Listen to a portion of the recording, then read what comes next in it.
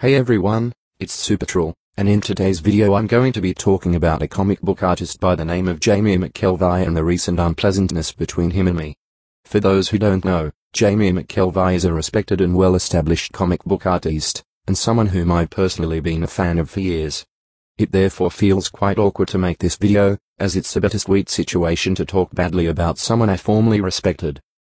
The recent unpleasantness can be traced to our conversation on Twitter a week ago. The conversation has since then been deleted, but I will attempt to faithfully and accurately recreate the contents of that conversation here today. Prior to this exchange, however, I feel I must first give context to the situation regarding our tweets, and the nature of our brief conversation. A year or two ago, a popular Marvel Comics character, by the name of Ms. Marvel, was repurposed and rebooted into a new ongoing comic series, with a new name and outfit. The outfit redesign was handled by Jamie McKelvie, who explained he wanted to go for a look that better reflected her military background. The reception to this change was mostly positive, and the comic itself was well received by critics. I personally read the entire first volume and I must say I enjoyed myself quite a bit. Granted, the series isn't without its faults, but ultimately it was an enjoyable experience in spite of a few problems here and there. Unfortunately, even with the positive critical reception, the series sold poorly and was only averaging around 20 to 24,000 units towards its finale. In the comic industry, these numbers would spell cancellation to a comic. However, in the case of Captain Marvel, Marvel Comics decided to not cancel the series, and instead decided to reboot the comic once again into a new second volume. I'm grateful Marvel Comics didn't give up on the series, but I also can't help but wonder if there is more at play here than just simple consideration to the few fans the series amassed. At any rate, the one nagging complaint I had in this series, and the one I saw voiced by other fans of Captain Marvel, is that the new outfit could have perhaps been repelling to longtime fans, or perhaps given the wrong impression that the series would act more as a clumsy vehicle for a political message, as opposed to being a series about a great character and the life she lives as a superhero. It certainly didn't help when the series made no subtle references to its potential political image, and coupled with the new redesigned look, I can imagine many people walking past this title on a comic shelf, briefly examining the front cover, and dismissing it as some pro-feminist propaganda. In this way I took direct exception to the new redesign even when the explanations were given to justify the new look. I still had this inkling in the back of my mind, that the true motivation behind the redesign wasn't as altruistic as Jamie McKelvie had officially stated.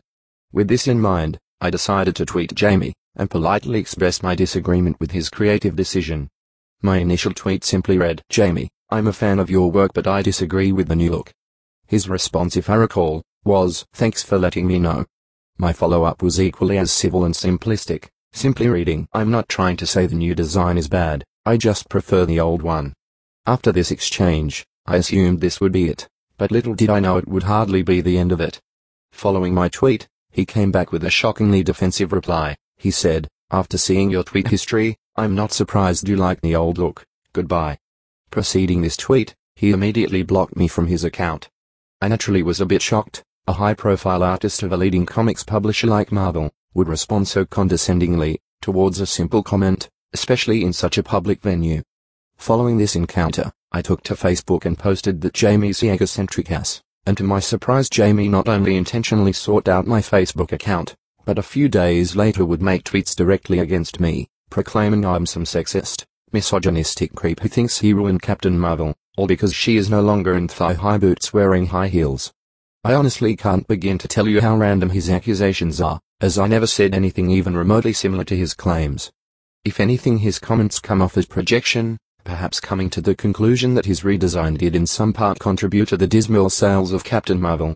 Now, to be fair, I'm not saying I hate the new look, and in many ways I can appreciate the attempt to try something new, but I always felt the motivation behind the redesign was completely unrelated to any reasons pertaining to characterization but rather ideology, and it wasn't until I investigated Jamie a bit more thoroughly that my suspicions became verified. On Jamie's Twitter account, his tweets, retweets, and the people he talks to, all seem to have one very interesting thing in common. They are people who have strong leanings toward a social justice feminist perspective. If it wasn't obvious to me before, it certainly became obvious with a recent tweet Jamie made in response to the new Fantastic Four casting of Johnny Storm being black, in which he states that recasting race or gender isn't really a big deal, because the problem with comic book characters is that they were all created at a time when every hero was a white man, therefore changing them now isn't an issue. This tweet, coupled with his reaction to my comment, and the overall tone surrounding his social media, makes it obvious that this man has some ideological axe to grind, and has no shame using his work to accomplish this. Interestingly enough, another comic of Jamie's called Young Avengers is nothing more than a Tumblr feminist wet dream, as its central characters are all a mix of women and gay men. Now sure enough, it is perfectly within his right to do this, but I'm someone who personally values the quality of a good character and story, regardless of the gender and race involved. I suppose you could say I'm one of those crazy people who believe in true equality, and not just a conditional form of equality that's highly selective. It's precisely in this regard that I take issue with people like Jamie, and the values that inform their decisions, and in my mind it's unfortunate when people can't separate their politics from their work. This therefore doesn't become an issue of complaining about the new look for Captain Marvel because it isn't sexy anymore, but rather it becomes an issue of complaining that it was changed for the wrong reasons. I can get behind redesigns and modern interpretations with some purpose and meaning that present new ideas and concepts. However, when your reasons amount to changing a character's race and gender, just because there's too many white men around, I can't call this anything other than ideological pandering. In my view, in spite of the constant posturing from Jamie, I think this ideological evangelism was painfully transparent in the redesign, and consequently a potential determining factor in the comic's failure. Perhaps this failure is what prompted the defensive and insulting remarks by Jamie. After all, when you realize your beliefs and values don't necessarily equate to good business, I could imagine that realization being rather frustrating and upsetting. Regardless of the reason, all I know is that the comic industry, or any industry for that matter, does not need people like Jamie infiltrating the creative decisions of established iconic characters to suit the interest of pseudo-intellectuals who think white men are evil incarnate. On that note, if you are by chance watching this, Jamie, no matter the accusations and insults you use against me, I can at least take solace in knowing my redesign wasn't featured in a commercial failure. So if you're going to claim I said you ruined Captain Marvel, perhaps the only reason you would make such an exaggerated claim is because that's an opinion you've been feeling long before I said anything. The power of projection is an amazing thing, isn't it? Anyways, that's all I have to say for now, so thanks for listening and I'll see you all next time.